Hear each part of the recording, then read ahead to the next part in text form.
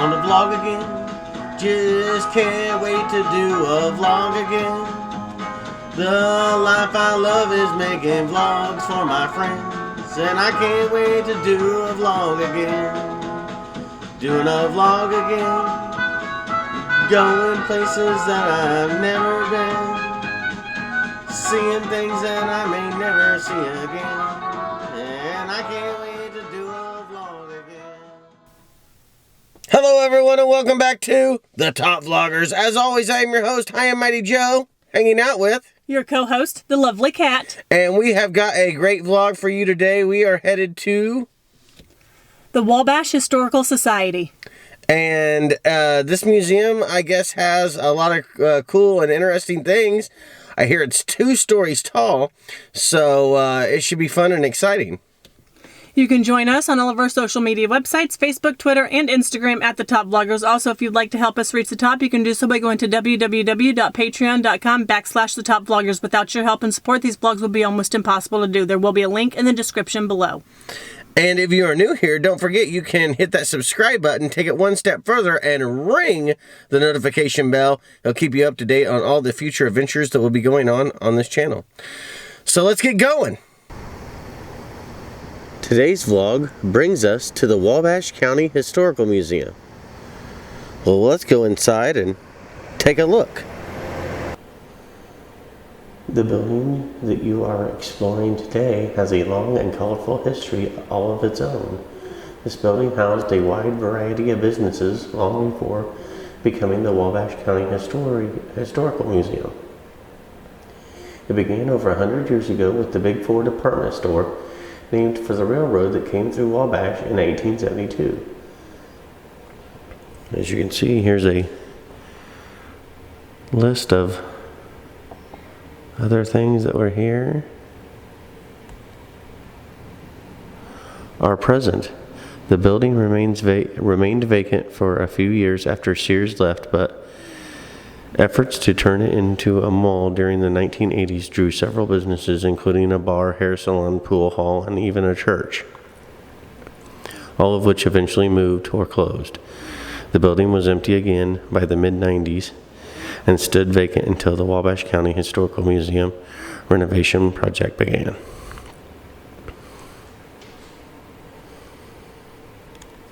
And that's where we are today. That is a flag from the Spanish-American War. This flag was given to Macy Overlay Camp number 50. You can see some other items in here as well.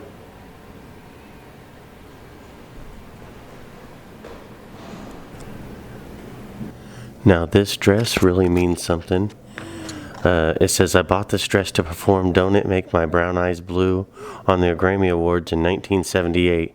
That night I won a Grammy for Best Country Vocal Performance by a female. Crystal Gale right there. Check that out. That is super awesome.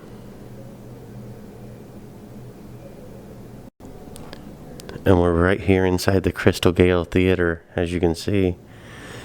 And this is absolutely gorgeous. This photograph was taken by a photographer, a top photographer in Los Angeles, and it was used on the cover of TV Guide for the week of May 12th through May 18th, 1984, which just happens to be the week of my birthday. Now, this picture from Crystal Gale's personal collection was taken in 1967 at Crystal's home in Wabash on Stitt Street. Back row, left to right, recording artist Peggy Sue, Crystal Gale, Crystal's mother Clara, sister Betty, and sister Loretta Lynn, the one and only Loretta Lynn, who, as you guys know, I am a super huge fan of. And we will be going to her estate sometime next year. So that's something to look forward to. Now, Crystal said, my mother, Clara Webb Butcher, bought this dress for me in 1975 at Lily Rubin, a fine dress shop in Nashville. This was my first expensive dress, just over $100. Mom wanted me to look good on the Academy of Country Music Awards show. I was nominated for most promising female vocalist, but didn't win. The next year I was nominated again and won my first ACM award. So, and there you can see a picture of her in the dress. Right there. And there the dress is. And here are some other items. As you can see, the comb. There's her comb and another dress. There's a picture of her down there with her star on the Hollywood Walk of Fame. Not too far from our apartment. And then, of course, there is her with the one and only Chuck Norris.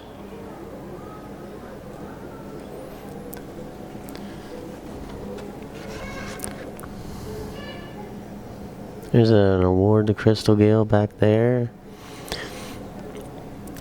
Those 3 medals, those were the awards that were given to Crystal Gayle during her time at Wabash High School when she participated in the Bells and Bows and statewide competition. And there is her 1986 AMA award. Favorite female vocalist, country, Crystal Gayle. Wow. And then there's a gold record, Crystal Gayle, When I Dream. Now all of these things were made in Wabash. As you can see, we have 5 Hour Energy right up here. I drink this a couple of times in my day. Doesn't really seem to give me the energy that I need, but definitely have tried those. As you can see right here, you got the yellow book, or the phone book, as we always called them when we were growing up as kids. Don't see much of them anymore. But the man, the person who created this, Mr. Barry, he was born in Wabash and was a pioneer in business telephone directory industry. So you got that, and then the Rowan Stockdale Mill, which we've been to. As you can see, some of their things right there. Right there, Troy Hybrid Seeds. Troy Seeds, Chester Troyer, based out of LaFontaine, began experimenting with corn hibernation techniques in 1920, and by 1926 was selling the seeds in Indiana. And there he is right there. So all kind of cool things right here. Now, Donald Ray Webb attended Wabash High School and retired from Martin Yale, and is the brother of Crystal Gayle, Loretta Lynn, and Peggy Sue. He was born April 2nd, 1941 in Butcher Holler, Kentucky, and died October 13th, 2017. Surviving him are his wife, Deborah Ross Webb, his 2 daughters, and a son and a stepdaughter. Now, Donald Ray Webb wrote Clock on the Wall for Crystal Gayle, and he also performed it himself at the Indiana Jubilee in Peru, Indiana, and at the Wabash 4-H Fairgrounds several times in the 1960s. And that's what we were looking at, a sign right out there. During the Civil War, thousands of young men from Indiana volunteered for service, and many companies were raised in Wabash County. 4 regiments, the 75th, the 89th, the 101st, and the 118th, began their military training at Camp Wabash. This camp is also known as Camp Pettit. Was located just south of the Wabash River in what is now the incorporated city of Wabash. As you can see, some of the artifacts that they have right here.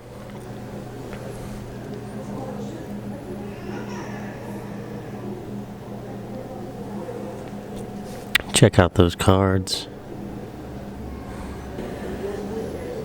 Now, as you guys know, we have talked about Francis Slocum here on this channel before, and this right here is definitely an American treasure. This is what they would call a wearing blanket, and this actually belonged to Francis Slocum, and it came into the collection in 1965. This type of garment was typically worn as like a skirt, so very beautiful to see.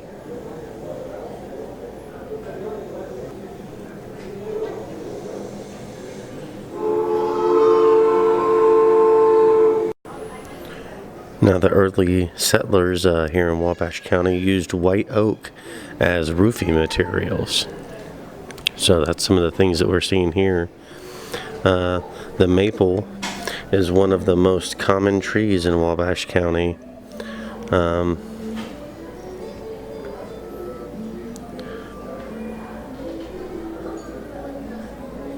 is beautiful. Checking out some of the other cool artifacts that they have right here. Oh! Maybe we ought to back away from him. Looks a little hungry.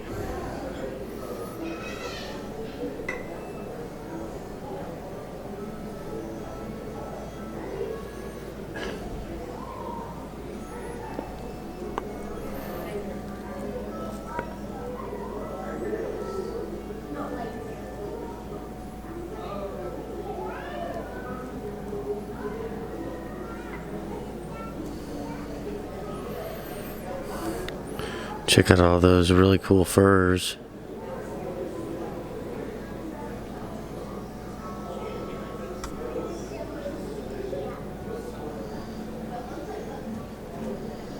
As early as 1654, French explorers were in contact with the Miami Indians in the area that is today Wabash County. The economics and politics of the fur trade brought French explorers to the region, and by the early 1700s, the French had established 3 trading posts along the Wabash River. And check out all these cool stones that they had out, and arrowheads.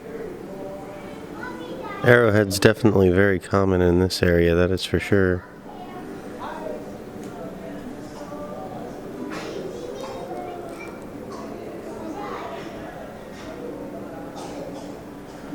That's for sure. Definitely very common. And then trading changed the Indian way of life. That's for sure. Now here is the Francis Slocum story. This is a piece of courage and symbolizing the cultures and people that shaped the Wabash Valley. She was respected by both pioneers and Indians. And became known as the White Rose of Miami. As we discussed, Francis Slocum died on March 9th, 1847 at her home on the Mississinawa River. We've been to her grave. So these are some of the other artifacts.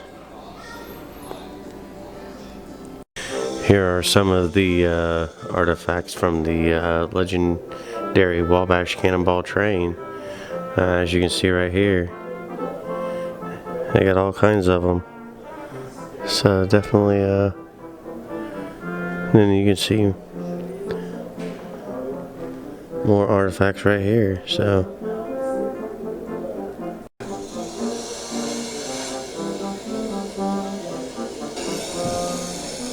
in May of 1834, canal workers uncovered a den of 300 rattlesnakes, some reportedly as thick as a man's arm.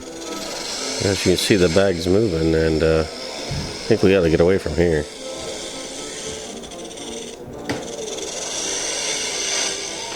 They sound angry. Right there you see a grain scoop Now the grain scoops during the early days of the settlements of this county, wooden scoops were used to shovel grain because farmers and millers believed metal would bruise the seeds.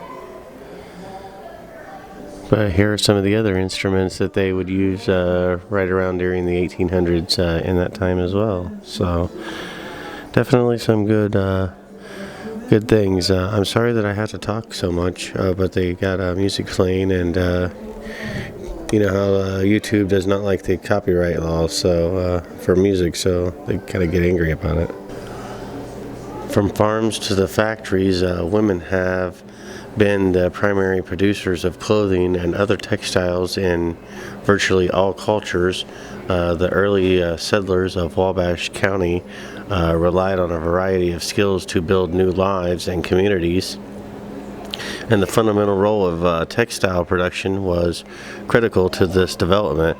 Women's handworks, from stitching to knitting, filled both functional and aesthetic needs, while contributing to the household and community economics.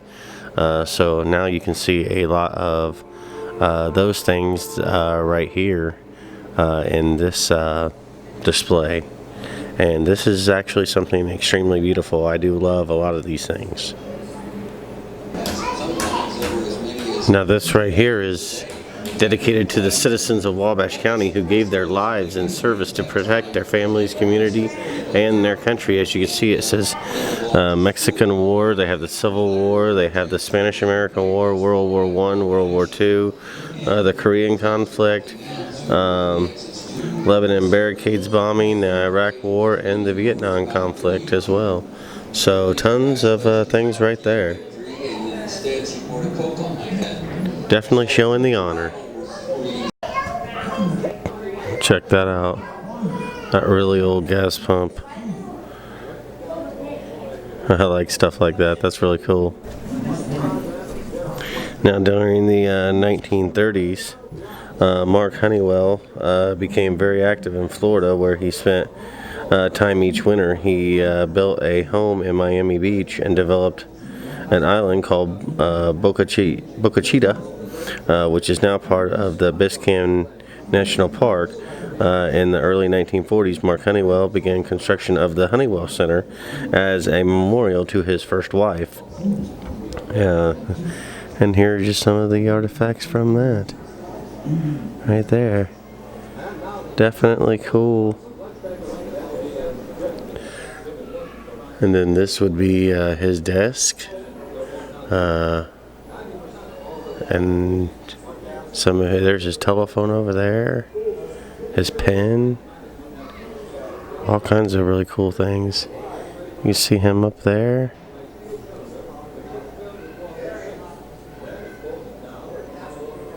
Totally awesome. I always be interested in everything that's going on around you. Be inquisitive, have an open mind. You know, whether you believe it or not, you know, you can always believe what you see. So there you go. Here in this section, they're talking about businesses that built Wabash County. Of course, you have the Chicago Tribune, the Kokomo Tribune, Fort Wayne Gazette, everybody, Chicago Times, everybody putting in their opinions. But this began the first attempt ever made to illuminate a city by electricity. The experiment watched with widespread interest, and this is kind of what happens right here. This is kind of what the people would have seen back then. This is kind of what it would have looked like, I guess. So,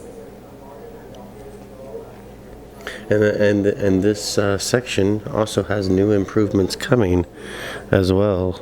So I assume that there will be some kind of light to light this up at one point in time.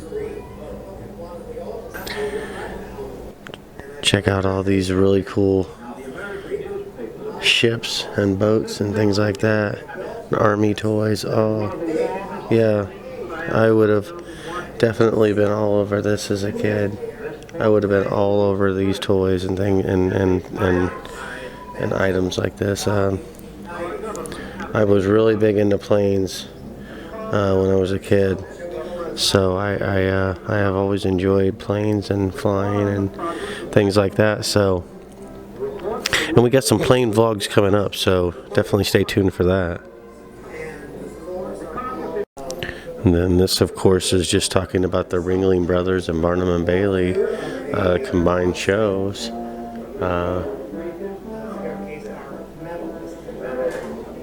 They got some artifacts up there, and some down here as well. Check out that old school whip.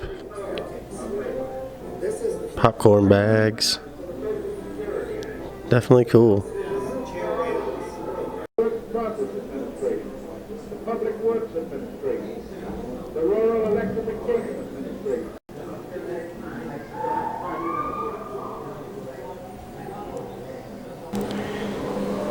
If you need to go to the restrooms, they're right there to the left.